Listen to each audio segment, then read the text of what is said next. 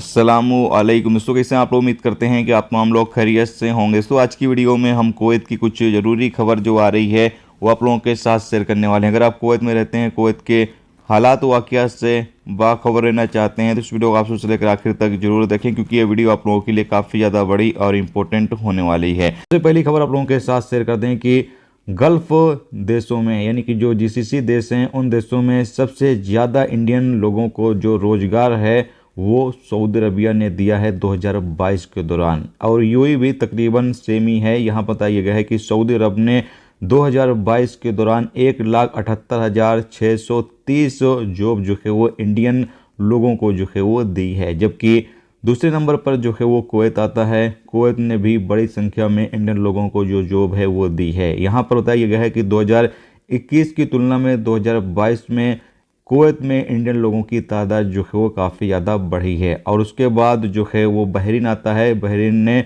10,232 Indian लोगों को जो है वो जॉब दी है। तो सबसे ज़्यादा सऊदी अरब और यूएई है, उसके बाद कुवैत आता है, उसके बाद सबसे आखिरी नंबर पर जो है वो बहरीन आता है। इसके अलावा अगली अपडेट ये है कि कुवैत मिनिस्ट्री ऑफ इंटीरियर की तरफ से कुवैत में रहने वाले कुवैती नागरिकों और प्रवासियों के लिए वार्निंग जारी की गई है। कहा यह गया है कि धोखेबाजों से सावधान रहें।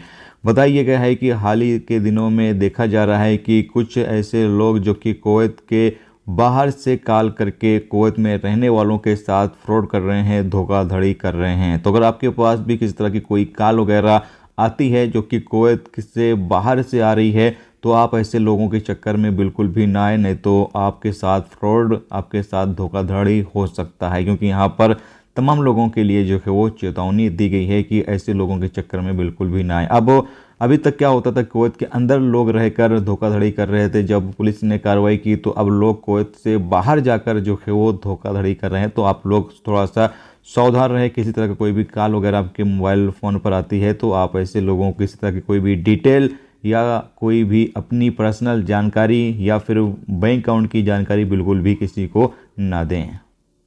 इसके साथ अगली अपडेट ये है कि एमओआई की टीम ने हावली, फरवानिया और मुबारक अल कबीर इन इलाकों में जो है वो कैंपेन चलाया, जहां पर कई लोगों को गिरफ्तार किया है जो रेसिडेंस लॉ, लेबर लॉ की खिलाफ वर्जी कर रहे हैं, जिसकी वजह से इन लोगों को जो है वो गिरफ्तार कर लिया गया है।